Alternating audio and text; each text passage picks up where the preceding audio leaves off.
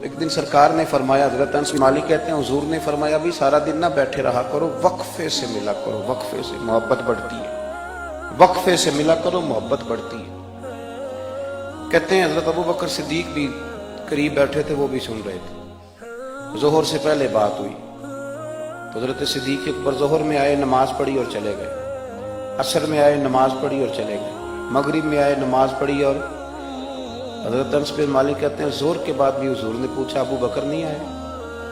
دیکھ بھی لیا ہے، آئے بھی ہیں، لیکن فرمایا وہ تو نماز میں آیا تھا نا، ادھر نہیں آیا۔ عصر کے بعد پھر پوچھا ابو بکر نہیں آئے؟ آپ ذرا کبھی اس لذت کو محسوس تو کریں، ذرا دیکھیں تو صحیح ہے کیا ہو رہا۔ تیسری دفعہ مغرب کے بعد پوچھا انس یار ابو بکر نہیں آیا؟ تو حضرت انس بن مالک کہتے ہیں میں خادم تک قریب رہتا تھا، میں دوڑا گیا ابو بکر کے دروازے پہ دستک دی، میں نے کہا کیا کرتے ہو؟ حضور نے 3 دفعہ پوچھ لیا آئے نہیں، کہتے صدیق اکبر دوڑے آئے، حاضر خدمت ہوئے، حضور حکم ہو۔ کہا یار تو سارا دن میرے پاس بیٹھا ہی نہیں، تو آیا ہی نہیں، تو نظر ہی نہیں آیا۔ عرض کی حضور آپ نے تو فرمایا تھا وقفے سے ملا کرو محبت بڑھتی ہے۔ تو سنو یار میں کیا اس کا ترجمہ کروں اس بات کا، میں کن لفظوں میں ان جملوں کو بیان کروں، کہاں سے لاؤں وہ کیفیات جو یہاں پوری اتریں۔ حضور آپ نے تو فرمایا تھا وقفے سے ملا کرو محبت بڑھتی ہے۔ تو محبوب کی آنکھوں میں آنسو چمک آئے، فرمایا ابو بکر کہا تھا پر تجھے تو نہیں نہ کہا تھا۔ اور یار کہا تھا کچھ لوگوں سے، تجھے تھوڑی کہا تھا تو نہ جایا کر، تو یہیں رہا کر، تو رہا کر یار، تو رہتا ہے تو میرا دل لگا رہتا ہے۔ اور یار آپ سمجھے تو صحیح، آپ ذرا محسوس تو کریں، ایک باری میری آنکھیاں چوں اونا نے اتھرو پونجے سن، ہن مینوں چسکا پی گیا رونے دا، ہن مینوں چسکا پی گیا رونے دا، تے ہر ویلے آہو زاری دا۔ آپ ذرا اس لذت کو تو لے۔ حضور نے فرمایا تو نہ جایا کر۔ آپ دیکھیں نا میں آپ نے بات سنی ہوئی ہے، صرف اشارہ دینا ہے۔ حضرت صدیق اکبر نے یہ نہیں کہا تھا کہ لے جانا اور میری بڑی مقام ہے، حضور تمہیں پتہ ہے میرے بارے میں کیا کیا کہا کرتے تھے، مجھے گنبد میں دفن کر دینا، یہ نہیں کہا۔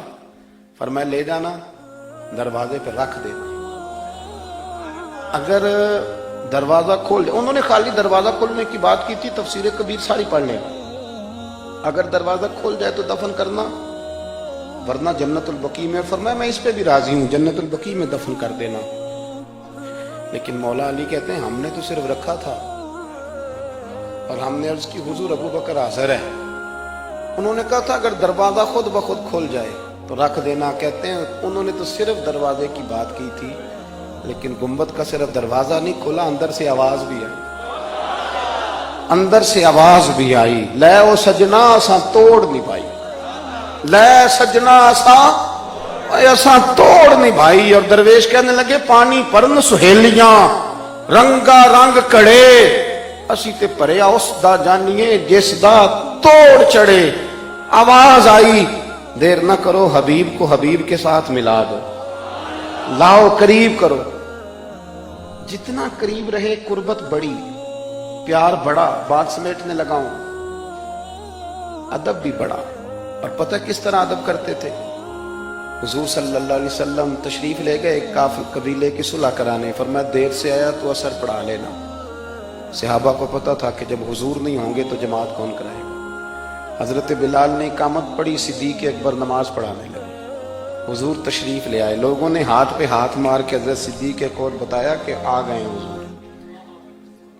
اللہ کے محبوب کے لیے رستہ بن گیا، نماز کے بیچ میں رستہ بن گیا۔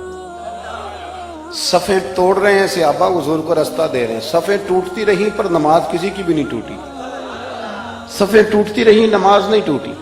حضور پہلی صف میں پہنچ گئے تو جناب صدیق اکبر نے ایک قدم پیچھے ہٹایا۔ ہم نے سنا ساری زندگی یہی ہے کہ حکم آ جائے تو وہ ادب پر فوقیت رکھتا ہے۔ ایک قدم حضرت صدیق اکبر نے پیچھے ہٹایا تو حضور نے فرمایا ابو بکر نماز پڑھاؤ۔ انہوں نے ایک اور پیچھے ہٹایا، ابو بکر نماز پڑھاؤ۔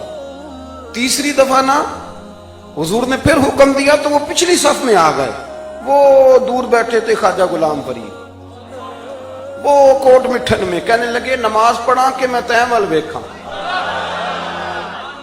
نماز پڑھا کہ میں تیں ول ویکھاں، مینوں کعبہ بھول گیا آئی، بھول گئیاں نی سب سوم سلاتاں اکو یار دا فکر پہ آئی نماز پڑھا کہ میں تیں ول ویکھاں اور اقبال کہنے لگے اذان تو ازل سے تیرے عشق کا ترانہ بنی اور یہ نماز تو اس کے نظارے کا ایک بہانہ بنی نماز پڑھا کہ میں تیں ول ویکھاں انتقابہ بھول گیا نبی پاک صلی اللہ علیہ وسلم اگلی صف میں کھڑے ہوئے مصلی پہ جماعت کرائی نماز کے بعد حضور نے نا مسکرا کے پوچھا ابو بکر میں نے 3 دفعہ کہا تھا کیوں نہیں نماز پڑھائی پھر بھی لفظ کوئی نہیں جملہ کوئی نہیں اتحیات کی حالت میں بیٹھے تھے تو ہاتھ باندھ دیا کیا جملے کہے کیا شان ہے کہنے لگے حضور اب ابو قحافہ کے بیٹے کی اتنی جرت بھی نہیں کہ مدینے والے رسول کو جماعت کرائے اتنا